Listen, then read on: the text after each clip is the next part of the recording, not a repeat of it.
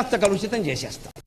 గోదావరికి ఉత్సవాలు చేస్తే 108 గజాల చీర గోదావరిలో కలిపారండి. నాకు హృదయం కుళ్ళిపోయిందమ్మా నిజంగా. ఏం జాతి ఎప్పుడు బాగుపడుతుంది?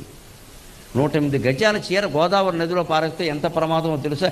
చేపలు దాంట్లో చుట్టుకుపోయి చచ్చిపోయాయి. ఈ పాపం ఎవరిది?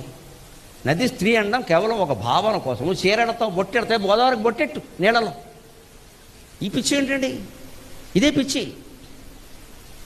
108 మంది ముత్తైదువులు 108 రకాల గాజులు గోదావరిలో వేశారు. నాకు మంటెత్తిపోయి మాట్లాడానమ్మా, మొహమాటం లేకుండా చెబుతున్నా.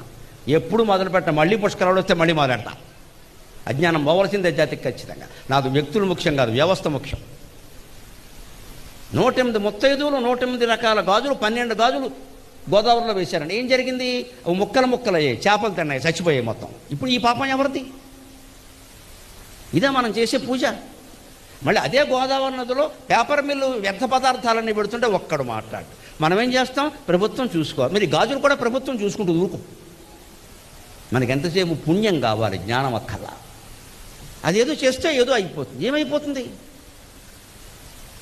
నదిని ముత్తైదువనో దేవతనో చెప్పింది ఎందుకంటే నదిని కాపాడుకోవయ్యా, చెత్త తీసుకెళ్ళి నదిలో పారేయకయ్యా. చెత్త అంతా పట్టుకెళ్ళి నదిలో పారేస్తాం, నదికి హారతి ఇస్తాం. దేనికి హారతి?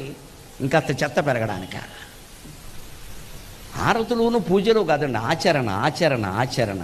సహజంగానే భగవంతుడు మనకి 100 నదులు ఇచ్చాడు. కనీసం పుష్కరాలు జరిగే నదులైనా 12 నదులు ఇచ్చాడు.